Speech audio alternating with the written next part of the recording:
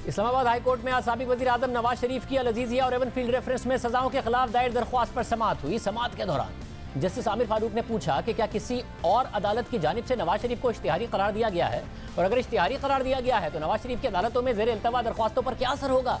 Justice Aamir Farooq ने मजीद पूछा कि क्या इश्तिहारी करार देने के बाद हम किसी और दरख्वास्त पर फैसला कर सकते हैं, जिस पर ख्वाजा हारिस ने कहा कि इश्तिहारी करार दिए जाने का इस अदालती कार्रवाई पर असर नहीं पड़ेगा। उन्होंने कहा कि नवाज शरीफ को अपना जवाब फाइल करने का मौका दिया जाए। नवाज शरीफ इलाज के लिए बैरून मुल्क गए हैं, अदालत कानूनी नुमाइंदे के जरिए जवाब का मौका फराहम करे, जिस पर जस्टिस आमिर फारूक ने रिमार्क्स दिए कि माजी में ऐसे फैसले दिए जा चुके हैं, हमने भी दिए हैं, लेकिन जहां तक अपील का ताल्लुक है उसके लिए सरेंडर करना जरूरी है। हम नहीं कह रहे कि हम अपील खारिज कर रहे हैं, अभी बात यह हो रही है कि आपकी जो मजीद 2 दरख्वास्तें हैं उन पर कार्रवाई की जा सकती है या नहीं। ख्वाजा हारिस ने कहा कि यह दरख्वास्त ही यही है कि आप नवाज शरीफ की गैर मौजूदगी में अपील को मेरिट पर सुनें। इस पर जस्टिस मोहसिन अख्तर कियानी ने पूछा कि क्या नवाज शरीफ के अस्पताल में दाखिल हैं, जिस पर नवाज शरीफ के वकील ने जवाब दिया कि नहीं, फिल वक्त वो अस्पताल में दाखिल नहीं है। जिस पर जस्टिस मोहसिन अख्तर कियानी ने कहा कि आपने जिस डॉक्टर का सर्टिफिकेट लगाया है वो तो अमेरिका में है और उन्होंने ही नवाज शरीफ को दवाएं तजवीज़ की हैं, जबकि नवाज शरीफ खुद लंदन में है। अगर मरीज अस्पताल में दाखिल हो फिर तो समझ आती है कि वो अदालती कार्रवाई का हिस्सा नहीं बन सकते, लेकिन गुज़िश्ता 6-7 महीने में नवाज शरीफ किसी अस्पताल में दाखिल नहीं हुए।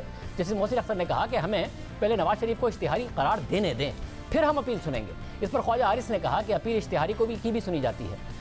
दौरान समाअत अदालत ने कहा कि ये बताएं कि नवाज शरीफ ने एग्जिट कंट्रोल लिस्ट से नाम निकलवाने के लिए दरख्वास्त कब दी, जिस पर ख्वाजा हारिस ने जवाब दिया कि नवाज शरीफ ने ECL से नाम निकलवाने के लिए नवंबर 2019 के पहले हफ्ते में दरख्वास्त दी। इस पर अदालत ने पूछा कि नवाज शरीफ फिर बैरून मुल्क कब गए। ख्वाजा हारिस ने बताया कि नवाज शरीफ 19 नवंबर को बैरून मुल्क गए। ख्वाजा हारिस के जवाब पर अदालत ने एडिशनल अटॉर्नी जनरल से पूछा कि आपने ये जानने की कोशिश की कि नवाज शरीफ सफ़र के लिए तंदुरुस्त हैं। इस पर एडिशनल अटॉर्नी जनरल ने कहा कि नहीं, हमने मालूम नहीं किया क्योंकि वो अस्पताल में दाखिल ही नहीं है। अदालत ने पूछा कि नवाज शरीफ बैरून मुल्क गए, उसके बाद वफाकी हुकूमत ने इलाज की तस्दीक की, तो एडिशनल अटॉर्नी जनरल ने जवाब दिया कि हमने नवाज शरीफ के इलाज की कोई तस्दीक नहीं की क्योंकि इलाज हुआ ही नहीं। इस पर अदालत ने कहा कि वफाकी हुकूमत ने इस बात की तस्दीक करने की जहमत ही नहीं की। 27 फरवरी को पंजाब हुकूमत ने कहा कि जमानत में तौसी की जरूरत नहीं। वफाकी हुकूमत ने नवाज शरीफ की वतन वापसी के लिए कुछ नहीं किया। 4 हफ्ते की मुद्दत दिसंबर में ख़त्म हुई और वफाकी हुकूमत ने अभी तक उनकी सेहत मालूम करने की कोई कोशिश ही नहीं की।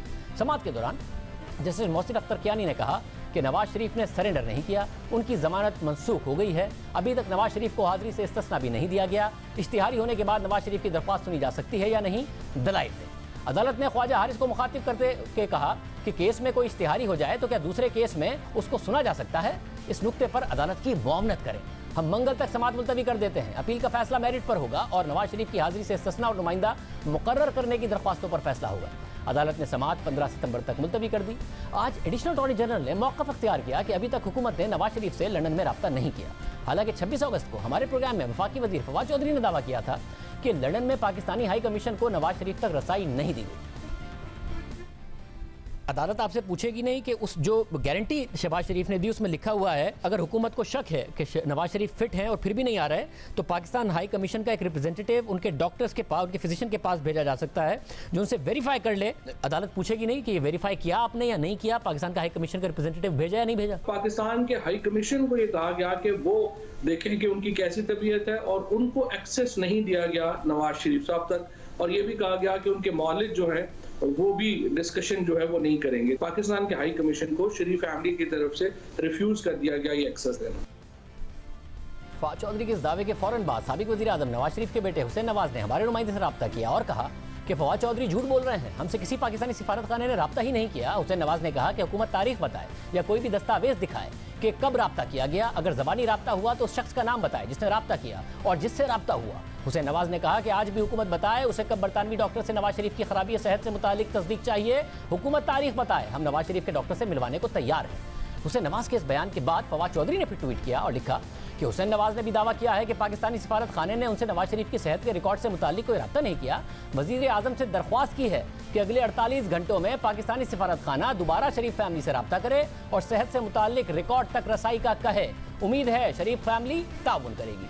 26 अगस्त को ये ट्वीट की गई। आज 10 सितंबर को अदालत में हुकूमत ने यह मौक़िफ़ अख्तियार किया कि नवाज शरीफ की सेहत के हवाले से कोई रब्ता नहीं किया गया।